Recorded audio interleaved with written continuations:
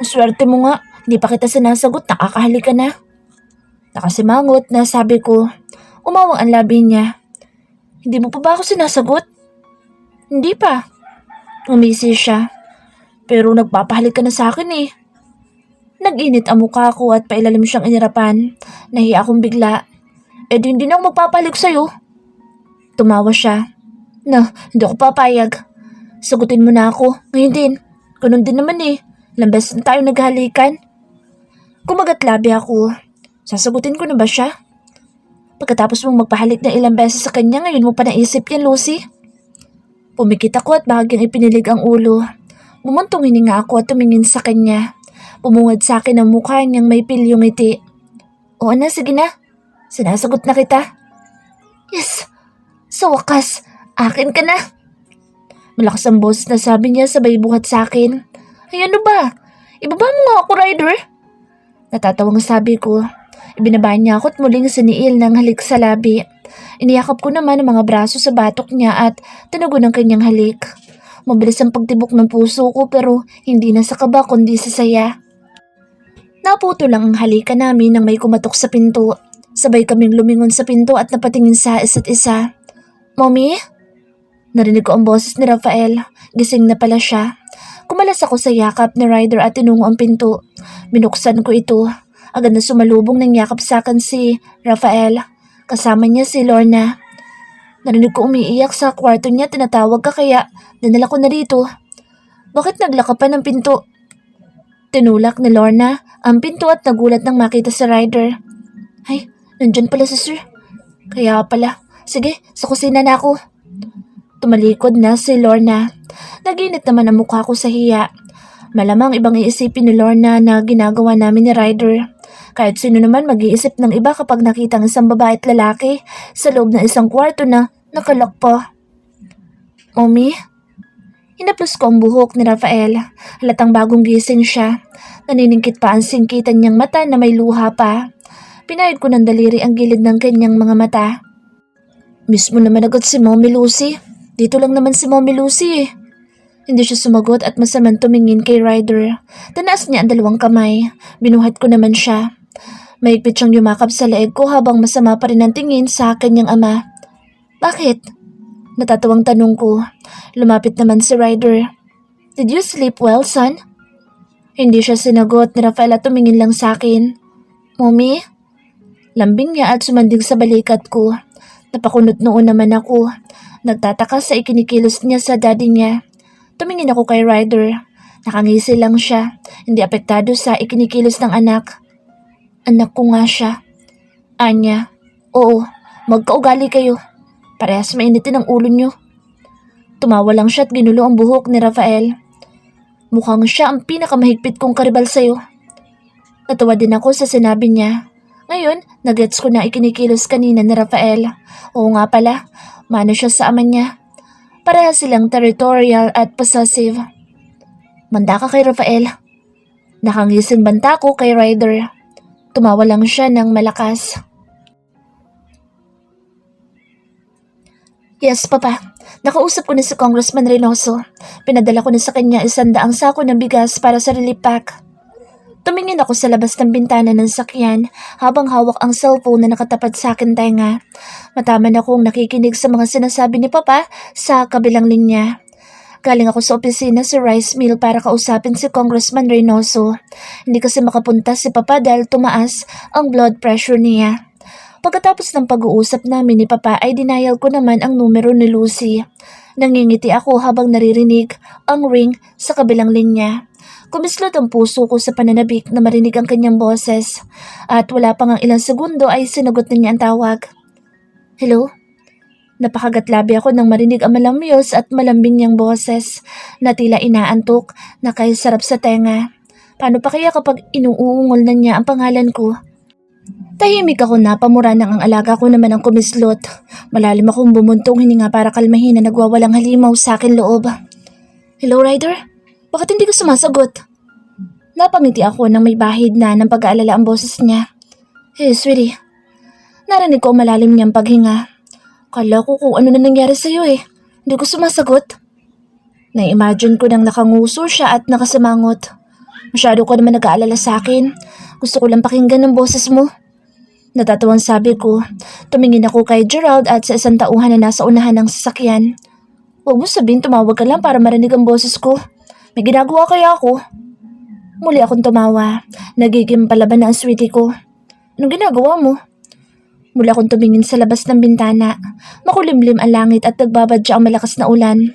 Nasa bayan pa lang kami ng Rosario. Kulang-kulang 2 oras bago pa kami makabalik ng Santa Ines. Eto, tinuturuan ko magsulat ang makulit na bata. Kumagat-labi ako. Nai-imagine ko na ang ginagawa nila. Matyaga niyang tinuturuan si Rafael. Sayang wala ako sa bahay para makita silang dalawa. Masarap silang panooring dalawa. Nakakawala ng stress. Kamusta naman ang pagsusulat ni Rafael? So far so good. Unti-unti na siyang natututong isulat ang letra ng mga pangalan niya. Madali lang naman turuan si Rafael, basta tutukan lang. Basta ikaw magtuturo sa kanya, mabilis talaga matututo yan. You're the best teacher and mom. Sambit ko. Sana nga siya na lang ang ina ni Rafael. Saan ba kasi siya naglalagay noon at hindi ko agad siya nakilala? Nambola ka pa. Siya nga pala, may sasabihin ako sa'yo. Ano yun, sweetie? May gusto ko bang ipabili kahit na ano? Wala. Ang sasabihin ko lang, yung mga damit na pinagliitan ni Rafael, binukod ko sa isang storage box. Sasuggest ko lang kung pwede siyang i-donate sa mga Children's Foundation para mapakinabangan pa. Napangiti ako. Paano ko ba siyang hindi magugustuhan? Malaki ang puso niya para sa lahat. Bakit hindi na lang muna natin itabi? Pwede pa naman niyang isuot na magiging anak natin in the future. Ryder! Umagalpak ako ng tawa. Parang nakikinikinit ako na ang nangangamatis niya mukha. Huwag kang magbiro ng ganyan. Hindi ako nagbibiro, Lucy. Magkakaanak tayo in the future. Bibigyan natin ng kapatid si Rafael. Sandaling tumahimik sa kabilang linya. Napangisi naman ako. Siguradong pulang-pula na ang kanyang muka. Simula nang sagutin niya ako, 1 linggo na ang nakakaraan ay hanggang halik pa lang ang nagagawa namin. Natutukso na nga akong angkinin siya pero ayoko namang biglain siya. Ayokong isipin niya na yun lang ang habol ko sa kanya. Nasaan ka ba ngayon? Nasa bayan pa lang kami ng Rosario. Diyan na ang diretso namin. Okay, nananghalian ka na ba? Yes, sweetie. Bago kami bumiyahe, kumain na kami. Kayo ba ni Rafael kumain na? Oo, marami nga siyang nakain eh. How about you? Marami din. Nananaba na nga raw ako, sabi nila Lorna. Siguro dapat na ako magbawas ng kain. Tumawa ko. Ayos lang kahit tumaba ka, sweetie.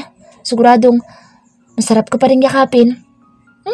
Binobola mo na ako. Babay na nga. Papatulugin ko na si Rafael. Inaantok na siya. Mag-ingat ka sa biyahe. Love you. Pumintig na mabilis ang puso ko sa huli niyang sinabi.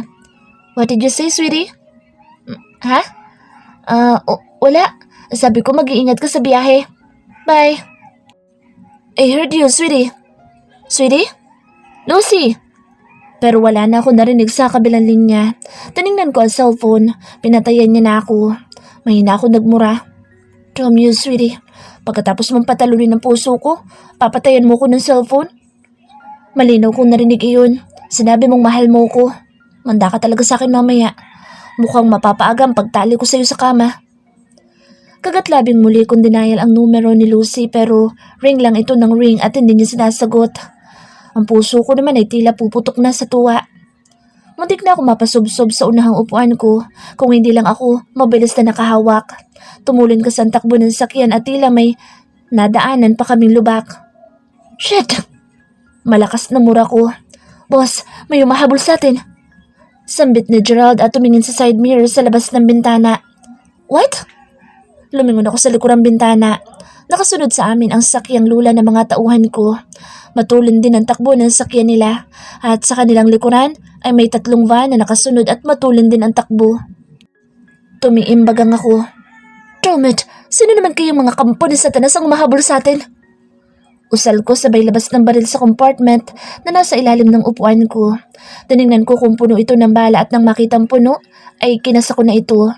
Si Gerald at ang isa kong tauhan ay naglabas na rin ng baril at naging alerto. Ninayaw ko ang numero ng isa kong tauhan na nasa sakyang nakasunod sa amin. Agad naman ito iyong sinagot. Elvis, maging alerto kayo dyan. Huwag niyo nga hayaang dumikit ang sakyan nila sa inyo. Yes, boss.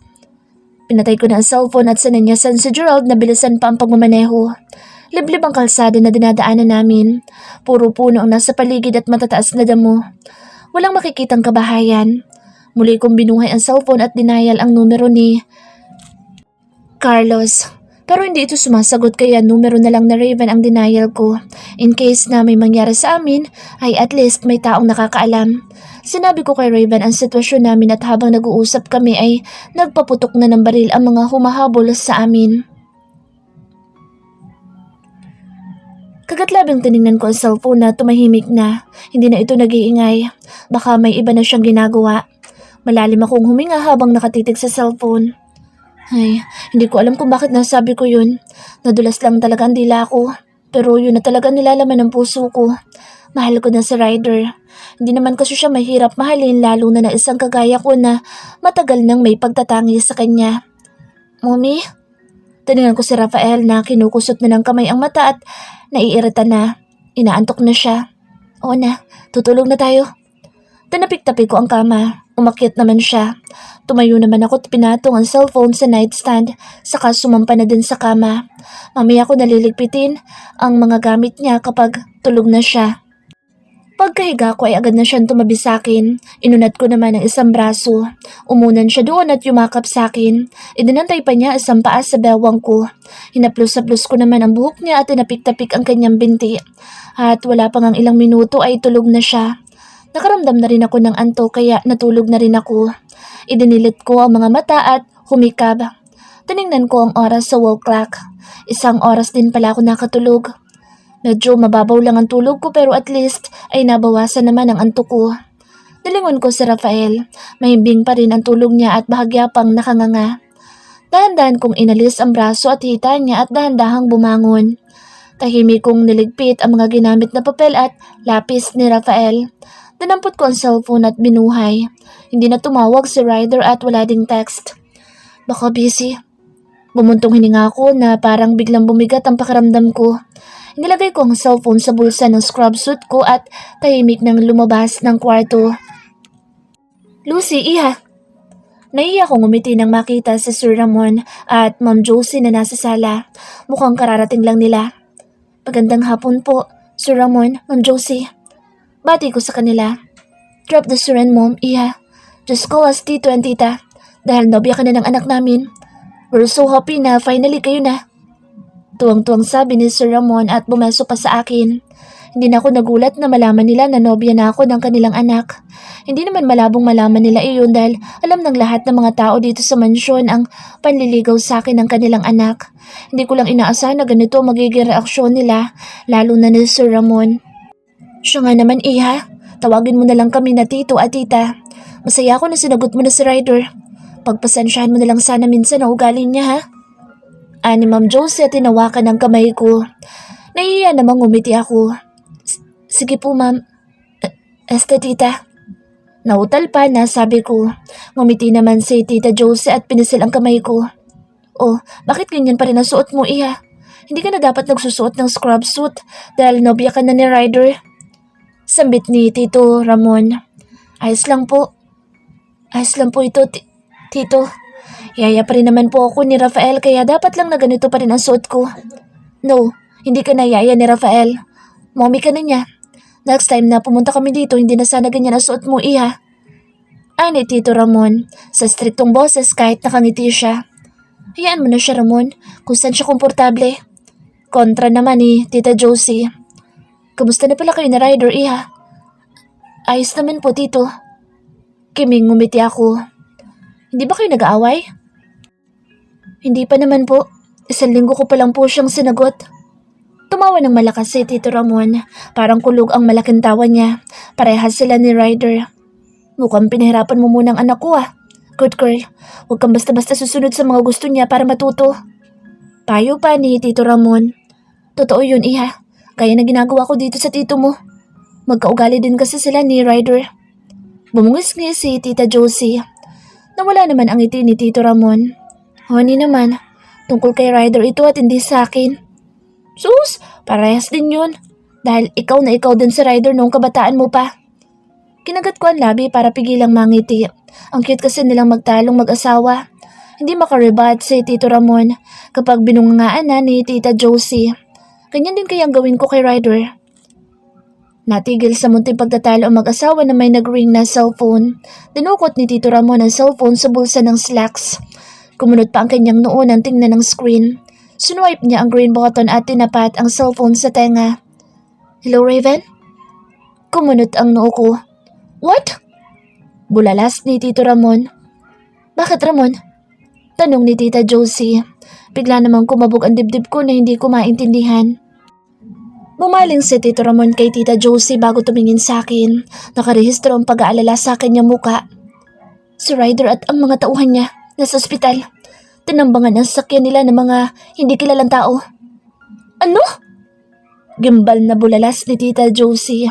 Ako naman ay hindi makapagsalita pero lalo pang kumabog ang dibdib ko na parang tinatambol na ito. Nanlamig ang buong katawan ko at nanginginig ang mga kamay ko. Ano po nangyari, Tito? Si Ryder po. Nag-aalalang tanong ko. Kamusta ang anak natin, Ramon? Ano sabi ni Raven? Diyos kong anak ko. Namumutla na ang mukha ni Tita Josie at nanginginig din ang mga kamay. Tinaas ni Tito Ramon ang isang kamay para patigilin kami ni Tita Josie sa pagtatanong. Nakikinig siya sa sinasabi ni Raven sa kabilang linya. Pataman lang kaming nakatingin sa kanya ni Tita Josie at naghihintay ng sasabihin niya. Okay, pupunta na ako dyan. Ikaw na muna bahala sa kanila, Raven. Ibinaba na ni Tito Ramon ang cellphone. Ano nangyari, Ramon? Ano sabi ni Raven? Si Ryder? Sunod-sunod na tanong ni Tita Josie. Abot-abot naman ang kaba ko. Naiiyak na rin ako sa takot at pag-aalala kay Ryder. Pumuntong hininga si Tito Ramon. Ryder is okay. May sugat lang siya at ginagamot na ngayon. Si Gerald at ang 2 tauhan ang malala ang kondisyon. May mga tama sila ng baril. Napatuto pa ko ng bibig. Mabuti naman at maayos lang ang lagay ni Ryder pero si Gerald at ang mga tauhan niya. Diyos ko, sana'y makaligtas sila. Bulalas ni Tita Josie. Medyo nakahinga naman ako ng maluwag dahil ligtas si Ryder pero nag-aalala din ako kay Gerald at sa mga tauhan. Pupuntahan ko sila sa ospital, sa Kapitolyo. Dito ka muna, honey. Huwag ka na sumama dahil nanervyusan ka lang doon. Pabalitaan ko lang kayo ni Lucy. Bumaling sa akin si Tito Ramon. Ikaw na muna ang bahala sa Tita Josie mo, iya. Tumangutango ako. Opo, Tito. Mag-iingat po kayo. Lumabas na si Tito Ramon at tinawag ang ilang tauhan na nakaantabay sa pavilion. Lumapit naman sa akin si Tita Josie, tinawakan ng kamay ko. Parehas na lalamig ang mga kamay namin.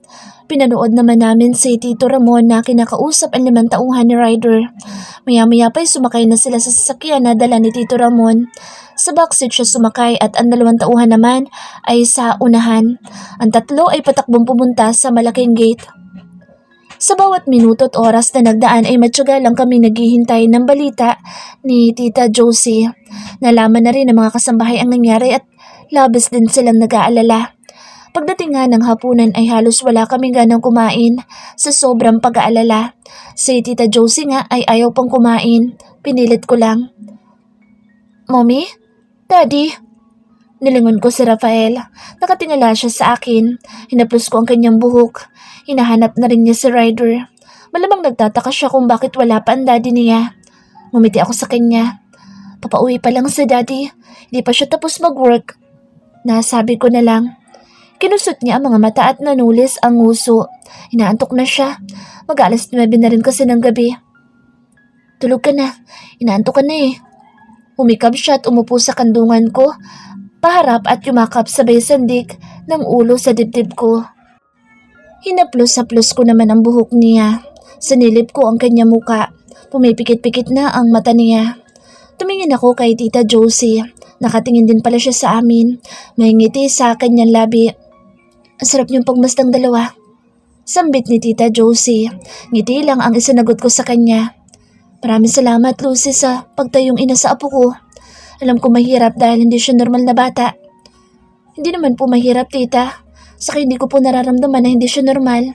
Para sa akin, normal na bata siya. Sabik lang talaga siya sa kalinga ng isang ina. Tumango-tango si Tita Josie. Lalo mo kong pinapahanga, iha. Sana nga ikaw na lang ang nagluwal sa apo ko. Mas ina ka pa kesa sa totoong ina niya. Umiiling na sambit niya. Nakaguhit ang disappointment sa mukha para sa totoong ina na Rafael. Nag-init naman ang mukha ko sa sinabi niyang sana ako na lang ang nagluwal kay Rafael. Pero sa loob-loob ko sana nga ako na lang. Hindi deserve na Rafael na mangulila sa isang ina. Nang lumalim na ang tulog ni Rafael ay nag-excuse na ako sa ginang para dalhin sa kwarto si Rafael. Pagdating ko sa kwarto ay maingat kong inilapag si Rafael at kinumutan.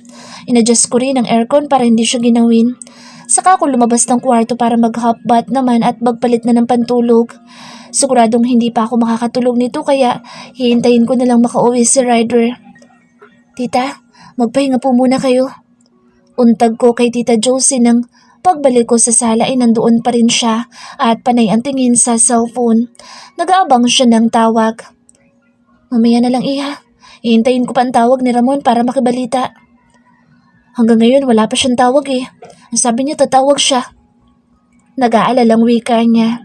Pumuntong hininga ako at umupo sa katapat na couch. Parehas lang kami na hindi makapagpahinga at makatulog sa pag-aalala. Ang sabi ni Tito Ramon kanina ay okay naman daw si Ryder ayon kay Raven. Pero hindi pa tumatawag sa akin si Ryder. May pag-aalala pa rin sa puso ko hanggat hindi ko nakikita na okay lang talaga siya. Alam mo, mabait na anak si Ryder. Kahit may pagkamainitin ang ulo niya at maiks ang pasensya. Manang-mana siya kay Ramon. Kaya nga madalas hindi sila magkasundong mag-ama at madalas magtalo. Nakakatampuhan din sila. Pero hindi naman nagtatagal yun at nagkakabuti din sila. Malapit ang loob ni Ryder sa mga taong nangangailangan. Marami ang gustong pumasok siya sa politika pero ayaw niya dahil marumi daw ang mundo ng politika. Na sinang-ayunan ko naman. Ayokong pumasok siya sa politika dahil natatakot akong marami siyang makaaway. Pero ganoon din naman pala. Kahit wala siya sa politika, marami pa rin siyang nakakaaway. Naiiling na bahaw na tumawa si Tita Josie. Ngumiti naman ako. Hanga ako sa kanya. Kaya niyang kontrolin ang dalawang higanteng lalaki na parehas mainitin ang ulo. Si Tito Ramon ay tiklop sa kanya, ganun din si Ryder. Parehas kaming napapitlag nang tumunog ang cellphone niya. Agad niya iyong sinagot. Hello Ramon, bakit ngayon ka lang tumawag? Kanina pa kami nag-iintay ng balita ni Lucy. Tumuwid ako ng upo, matamang nakatingin kay Tita Josie. Mabilis ang tibok ng puso ko. Okay, mag-iingat kayo sa biyahe. Bye. Tita, ano pong balita? Tumayo ako. Ngumiti si Tita Josie. Maliwanag na ang kanyang muka. Pauwi na daw sila iha. Tila naman ako nabunutan ng tinik sa dibdib at nakahinga na ng maluwag. Malakas ang kabog ng dibdib ko habang natatanaw ang tatlong sasakyan na pumasok ng gate. Natanaw ko rin ang sasakyan na laging ginagamit na Ryder. Nariyan na sila.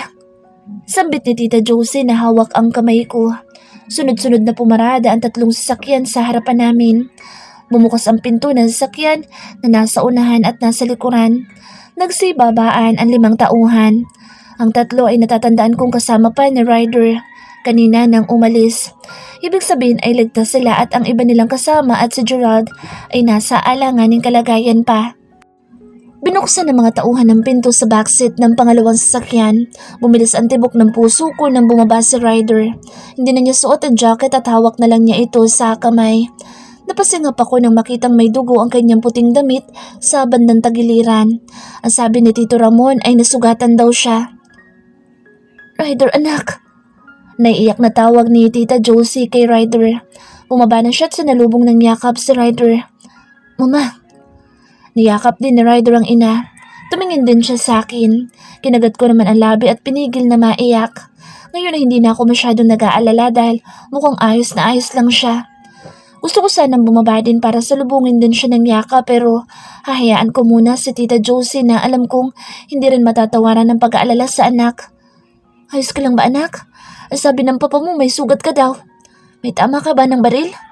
Nasaan ang sugat mo?